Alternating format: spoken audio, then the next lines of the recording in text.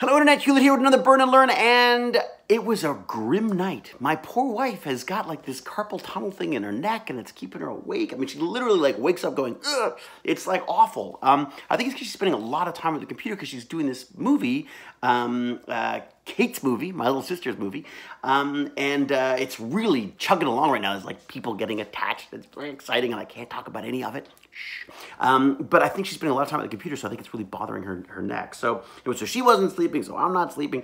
And I was up kind of early, and I was sort of staggering around. There was some kind of a beeping going off. I thought, oh my God, it's the 3D printer. It's ignited the house. And I went downstairs, and it's actually fun. I was like down to the wire on the filament. Like I've just printed this piece for the Easy Robot, Shelly robot that I'm working on. A huge piece. I've made the mistake of going like at 150% of the scale that one of these, that some of the parts had recommended, and it's big, but it's beautiful. And it had just finished before I ran out of this filament. So anyways, I thought I was up early. I thought, oh, I'll be a dutiful husband. I made a lovely cup of tea, and I woke my wife up with a cup of tea, and then I went into my son's room, and I woke my son up with a lightsaber. It was amazing. Got in there, smacked him a few times with this, even provided him with his own lightsaber for retaliation. He wanted no part of it. I cannot believe any child could sleep through a lightsaber attack except my son. That is how blasé he is about his nerd father. Anyway, so I woke him up with this. Eventually he came down and we dueled over like scrambled eggs. So that was my morning. Kind of a nice start to the morning, I must say. So anyways, a Burn and Learn, for those of you who don't know, is my bit to stay alive and fit long enough to raise my amazing son and to enjoy the twilight years with my brilliant, beautiful wife, Jane. I hate exercise. It's boring. So I like to learn something while I'm doing it, and I like to share what I've learned with you in the sweatiest way possible. Thus, I am here. I got a comment from somebody the other day saying that Twilight years, you're only 50-something. 51, I think, at this point. Am I 51 or am I 51 yet? I don't know. I'm in my 50s. So they were taking offense that they were only like a year younger, and it's like, it made them feel old and good, because I've been old since the day I was born. I was born to be old. And I like the word Twilight, so not in reference to books, but or movies, but yeah, Twilight's a kind of a fun word to play with, so I'm sticking with that. Sorry if it makes you feel old. You have to be young at heart, my friends. Anyways, so the learn part of my Burn and Learn today, well, here's what I've learned. In all of my time working out, I say the word working out now. No, I don't. Of all of my time on the torture device, I have found that reading, like actually reading a book, is the fastest way to pass the time. I've tried videos and tutorials and movies and audiobooks and all that kind of stuff. Frankly, it all drags unless you're reading a book that you're interested in.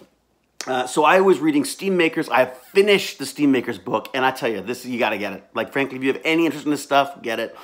It just covers everything. It's got these great stories about what they've been doing, in that field, what different people have been doing in the field. And then I got to the appendix. Oh, and as a nerd who loves manuals, the appendix is a great part of these books because it's just lists of links and all sorts of stuff. So I started following the links. I read a great article about badging, this return to the badge, like the old, Cub Scout days where you'd sewed a badge on your uniform or whatever. I never got many.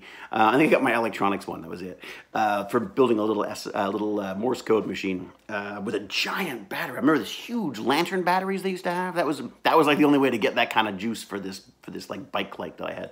Anyways, and then some guy with a Vulcan Model 1. The guy like painted a model and won, and I was like, what? That's out of a kit. I made this out of my imagination. Anyways, what was the point of that? Why did I go down that road?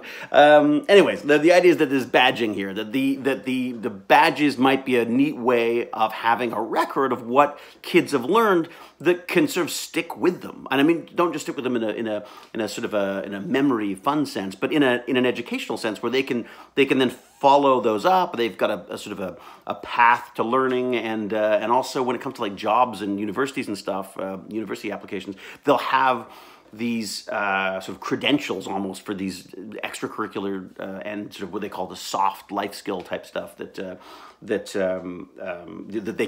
can present to admissions and stuff. So, but there's also a negative side to that, which it never even occurred to me. because I was like, oh, badging, perfect. We should do badges at the Tech Terrors. And, oh, I must tell you about the Tech Terrors, too. I had my first Tech Terrors. Oh, my God, it was the best.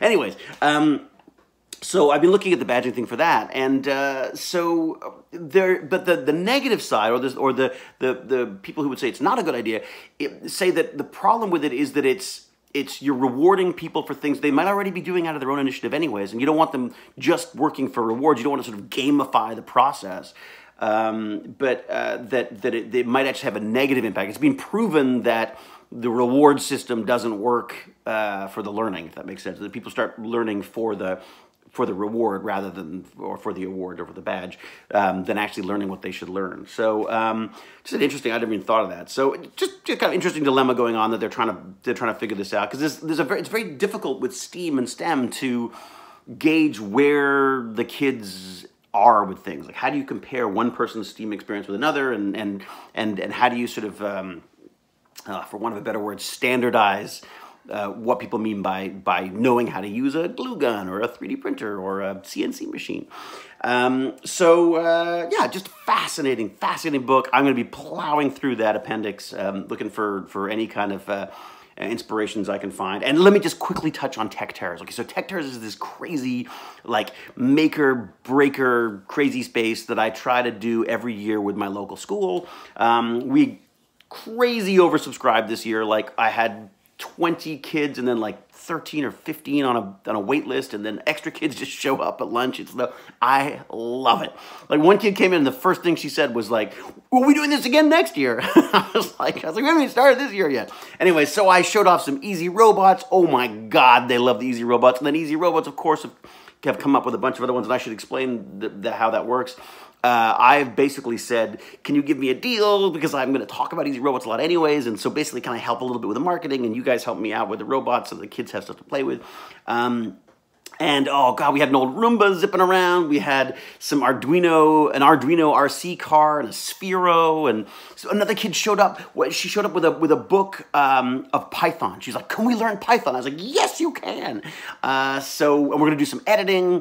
We're gonna do some VFX stuff potentially. I brought in a camera and a ring light. I brought my ring light in because I call it my YouTube light for the kids, and so they were completely glued to that. There are a bunch of kids who I'm sure are gonna be doing a lot of film stuff, probably of themselves making idiots themselves. But anyways, and then I've also talked to some parents who are going to bring in lasers and spiders, and we're going to listen to spiders walking on webs and how they listen and tune their webs to use them for all sorts of things. So, oh man, Tech Terrors, it's the best. I want to expand it. I have to figure out how to do that. But and I also like to, we could even make lightsabers.